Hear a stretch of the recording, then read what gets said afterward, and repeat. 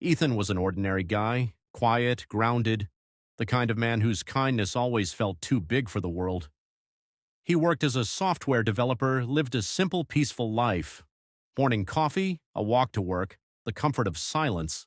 That was enough for him. Then one day he met Sophie, a barista at a small coffee shop near his office.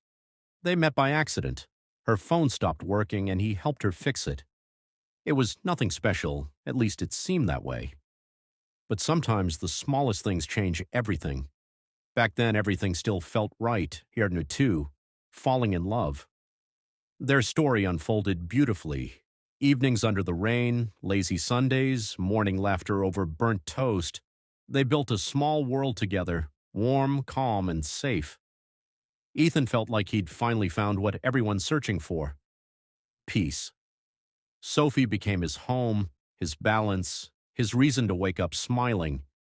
He believed this love would last forever. And maybe that's why he didn't notice the moment it started to fade. Part 3. Cracks in the Glass. It began quietly, a hidden smile while looking at her phone, a late reply, a shift in her tone that only someone in love could notice. Sophie started staying out late, saying she was with friends. Her eyes grew colder, her hugs shorter. Ethan tried to ignore it. He told himself it was nothing, that he was overthinking. But deep down, he already knew the truth. Sometimes that's all it takes, one glance, one lie, for trust to begin to crack. Part 4. The Discovery. One night, Sophie went out. Her laptop was still open. Ethan didn't mean to look, but something inside him pushed him to. There it was, a conversation with someone named Ryan, messages, photos, plans. Every word felt like a knife. He stared at the screen for a long time, unable to move. Then he stepped into the shower, letting the water hit his face. Not to wash away the pain, but to erase the last piece of denial he had left. He didn't feel anger, just emptiness. Part 5. Though the Calm. Before the lake, the next morning, Ethan decided to say nothing. No confrontation, no shouting, no tears.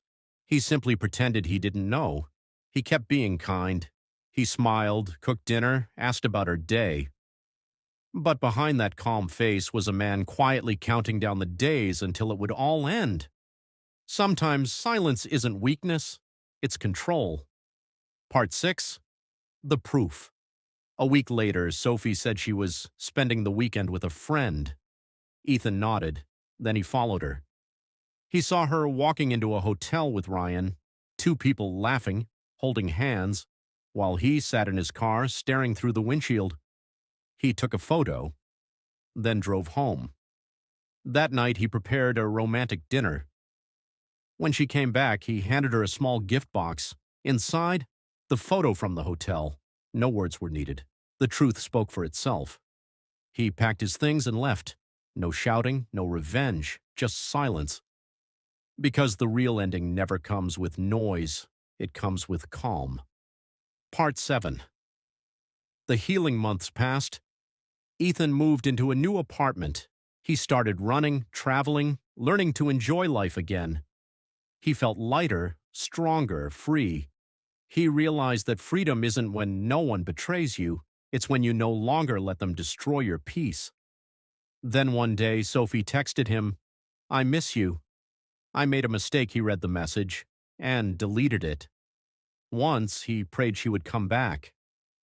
Now he was just grateful she was gone. Part 8. Letting Go. One morning, Ethan drove to the ocean. He stood by the shore, holding his old phone, the one that still had her photos and messages. He threw it into the waves. With it, everything that used to hurt. The sea swallowed the past, and for the first time in a long while, he felt peace. He forgave her, not for her, but for himself. Sometimes when he sits on his balcony with a cup of coffee, he thinks about it all. About how fragile love can be, how silence can hurt more than words. But he's not bitter anymore, because he finally understands. Life doesn't punish us for what others do. It just teaches us who never deserves to enter our hearts again.